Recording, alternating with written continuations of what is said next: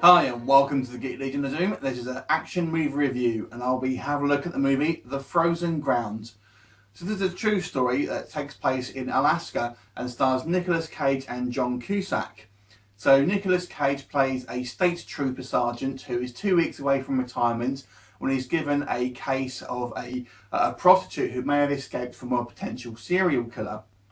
The prostitute played by Vanessa Huggins, I think her name is. So the investigation starts. The difference here being that they have a suspect all along, which unlike most that are filmed like this, and obviously they don't really know who's their suspect. It's a case of finding out. In this particular case, they suspect John Cusack's character the whole time. They just can't prove it.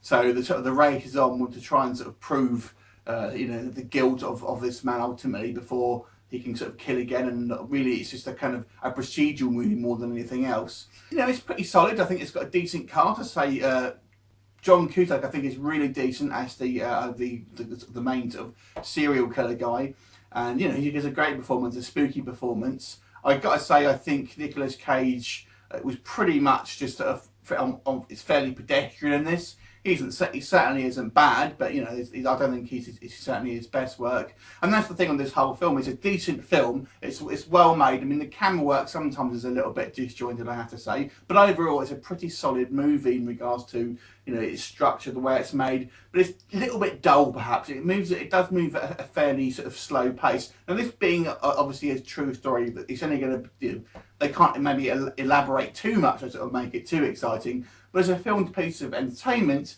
there's not a lot that really actually happens in this film. Ultimately, it's really just an investigation, and it's a lot of looking at maps and things like that, and not a lot of real actual meat on the bones. Ultimately, it's certainly not bad, and it's a kind of a chilling case in regards to because it is a true life serial killer. So it's very interesting to watch, but there's certainly more as a film.